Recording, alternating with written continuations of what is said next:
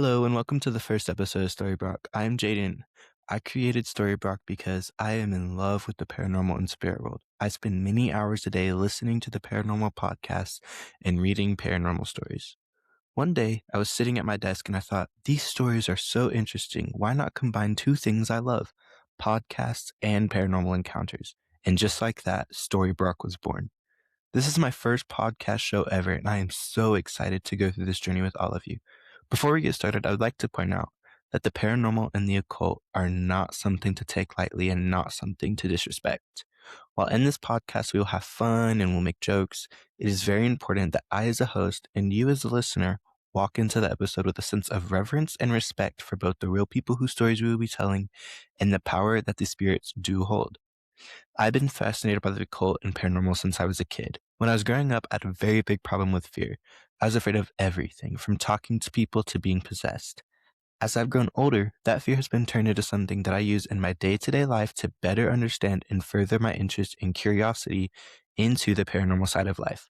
I want to use this podcast as a way to help other people fall in love with the paranormal and spooky side of life, just as I have. I also want to talk about the scary things in a relaxed and fun environment while still showing respect to the authors of each story as well as the spirits that we will be discussing. I'm so excited to start this journey with all of you, and I cannot wait for the future.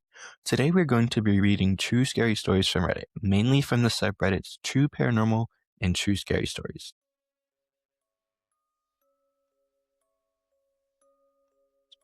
You're listening to Storybrok, a hybrid podcast where I tell true scary stories from across the internet and from my own personal life. You may recognize me from my short time on TikTok exploring the gospel and growing with God. Now grab some snacks and your favorite blanket and sit back and enjoy as we dive into the very first episode of Storybrok. Our first episode comes from the subreddit Ghost Stories and was written by difficult_ad_2002. I was talking to my mom about politics. This conversation somehow shifted towards religion. She said she believes in ghosts. I asked why, and she said, I've had my own experiences. You have too. I was confused because I didn't remember ever having any paranormal encounters. I had to ask what she was talking about. She said, don't you remember the man in the tree? Chills ran down my spine. I didn't remember it, but something cold washed over me. I asked her to elaborate. She told me that when I was 2, I'd stare out the window at a tree and say, there was a man in there. This terrified her, but she asked how he got there. I said, the airplane did it. She didn't think anything of it, but she later brought it up at work when things got unsettling quick. Her friends at work told her there was a man who died in a skydiving accident right down the road from me. Something that I did not include in the story is the news story that was attached to the Reddit post in the news story. It said that the skydiver died in 1986. This story was posted 2 days ago, meaning that the authors saw this mysterious man about almost 3 to 4 decades later. As a child, seeing a man in your tree, friendly or not, would be absolutely terrifying. When I was reading this story, I was amazed and started to ask myself questions like, why did this man show himself to the child? And why does the child have no recollection of seeing this man? The second question could be answered very easily depending on how old the author was, or maybe it was just too scary. And so as he got older, he blocked it out of his mind completely as a coping mechanism. According to the news article, the skydiver's name was Walter Malinowski. Walter was 29 years old, and over his career as a skydiver, he had over 800 jumps. His jump on October 18th was unfortunately very different. When Walter jumped from the airplane and launched his parachute, it became entangled with his emergency parachute during a charity jump, which led to both parachutes failing and led to him hitting the ground before he could get them disentangled, leading to a tragic accident. State police investigated the jump and labeled the accident as a freak tragic accident. I believe that Walter made himself visible to our reader because he wanted his story to be told and looked into again. After doing some research, I am not sure if that ever happened for Walter. Moving on to our next story for today, it is titled, Is Something Wrong With Me? It was written by Banker extension 412, and it comes from the subreddit Paranormal. The writer's Instagram is going to be linked below in the description. Lately, I have started to feel like I am being watched while I am trying to sleep. A little before Christmas in 2025, I was sleeping and I woke up and opened my eyes and I felt very weird. I felt like I was being watched. I looked around the room, which was completely dark. Suddenly, the door to the room opens. The lights are on, but very dimmed. I saw a tall, black, human figure standing there, just looking at me. Let me give you guys a little information about this house I was staying in. Everyone that has been there feels like something weird is in their presence. They think it's the man's wife who has passed away that is still around that house. My grandma has always had an argument with this woman, and she can't stand going up to the second floor without starting to feel a heavy presence, like something is angry at her. My sister, who does not really believe in this type of stuff, started to feel heavy when she stood next to my grandma. We all laughed and thought nothing of it really. This happened like 8 hours before I went to bed and had this weird encounter. Later that night, I woke up and didn't think much of it really. I told my mom 2 days later while I was joking about it. I did not think much about this for the rest of the day. I went to bed again later that evening, feeling quite exhausted the day after Christmas. I fell asleep quite fast. I woke up again, almost pitch black in the room. The door was open just enough to let a little light into the room for me to see the same black person figure sitting on the sofa 2 to 3 meters in front of the bed, just looking straight ahead, not at me, but at the wall. I start to freak out a little as this seems to start to be a reoccurrence now. I close my eyes, the same thing as I did the first time. I fall asleep again quite fast, and I don't wake up again until the morning.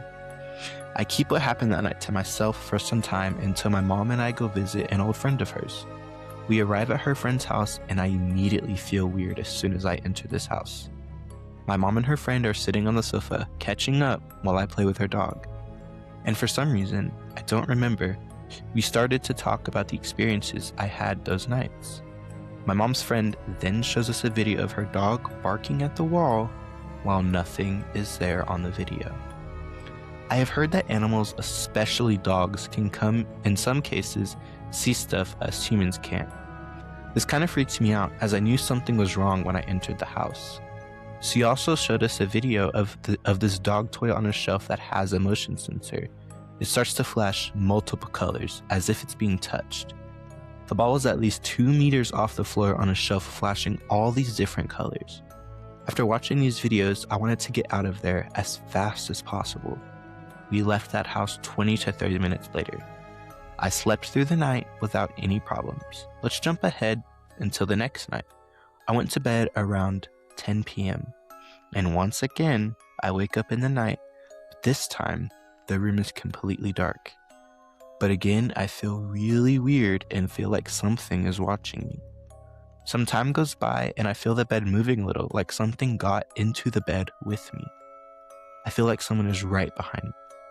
The feeling I had is when someone is way too close to you and you start to feel extremely uncomfortable. Let's just say I was really uncomfortable, and I would also say I was really scared. Somehow, I fall asleep and sleep through the night. This was the last sleep I was going to get in this house before driving all the way home again, which was a 7 to 8 hour drive. After all these experiences, I have not had any more figures looking at me, but I still feel like I am being watched and or very uncomfortable while I am trying to sleep. This story made me very uncomfortable, and I thought it was very creepy when I read it the first time. I would not be able to stay in that room or even in that house knowing that a black figure was just there watching me sleep. I would have to get out of there as soon as possible. It would be even worse if I knew that the dog saw it as well. The pets, they always know, and the fact that the dog was barking makes me think that the dog was threatened by it, which in my mind means that it was a negative spirit, which would scare me even more. This story was definitely, in my opinion, the scariest out of the 4 that we are going to discuss today, because it only showed up when the author was in his most vulnerable state and could really do nothing about it but just ignore it and act like nothing had happened. Our third story today comes from the same subreddit, Paranormal, and is titled, "We Saw Something in Our Yard That Night." It was written by Reddit user J.O. Hesses. It reads, "I am a freshman in college now, but this happened years ago when I was in 8th grade.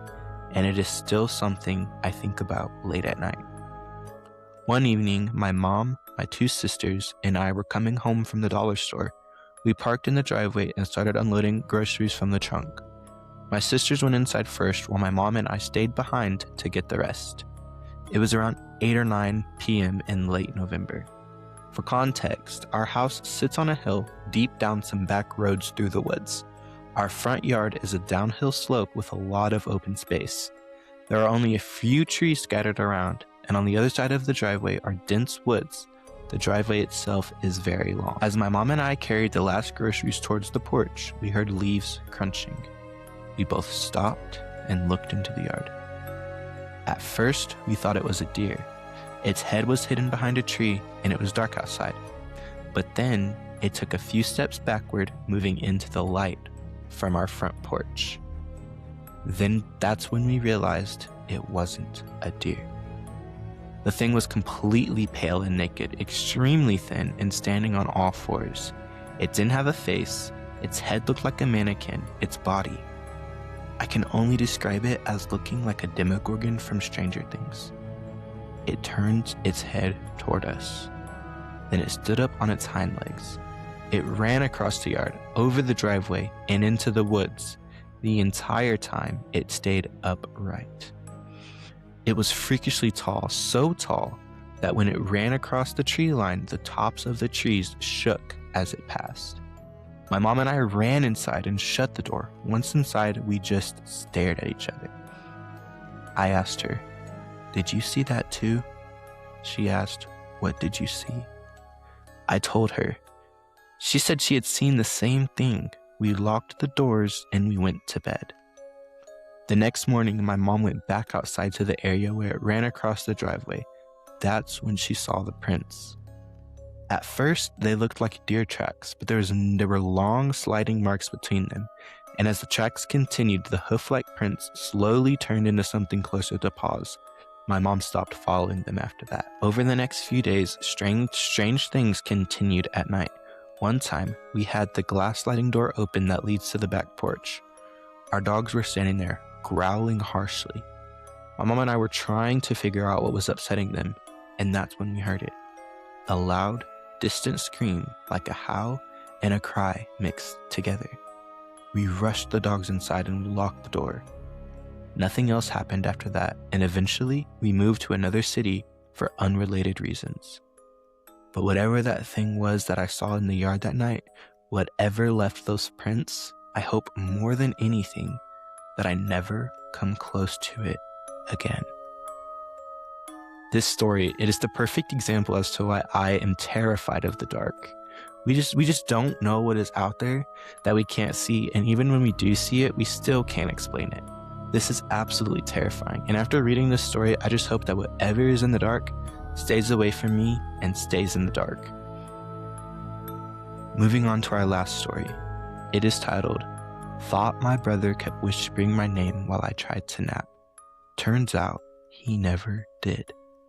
It was written by Reddit user SecureRelief8792. So last year, I got back from the store thinking the house was going to be pretty empty, right? I dropped the bags, whatever. Then I see my brother's home. Anyway, cool, no big deal. I was pretty beat though, so I just flop on the living room couch for a quick nap. You know, the lazy kind where you don't even bother to go upstairs. I'm half out, super relaxed, when out of nowhere, I hear this soft whisper right next to me. "Sam."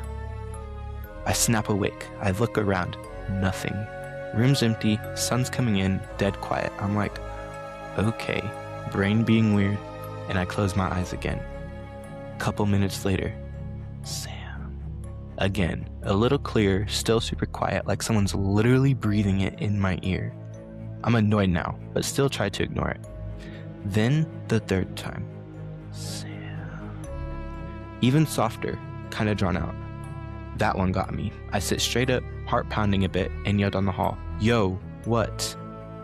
I march over to the bathroom. Door shut. Shower's going full blast. I knock hard.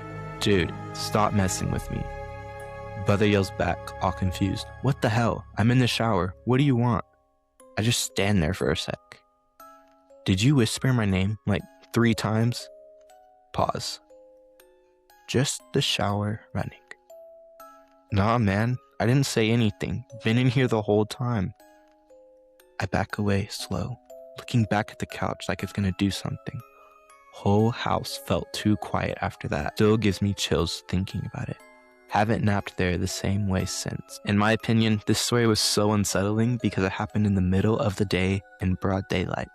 So not only do we have things happening in the dead of night, but now we have them happening in the daytime, which makes all of this just seem all the more real and terrifying. Thank you so much for listening. If you enjoy it and are watching on YouTube, please consider dropping a like below and commenting your favorite story and why it was your favorite. If listening on Spotify or Apple Podcasts, please leave me 5 stars and share with your friends. It would really help get my podcast out there and would mean a lot. I will be posting weekly on all platforms: YouTube, Spotify, Instagram, and TikTok. Make sure you go and follow me on all of those at Storybrock1250. You can also email me your personal stories or something you'd like me to talk about in future episodes to storybrock1250@gmail.com. Also linked in the description. Stay safe and stay curious. Bye, guys.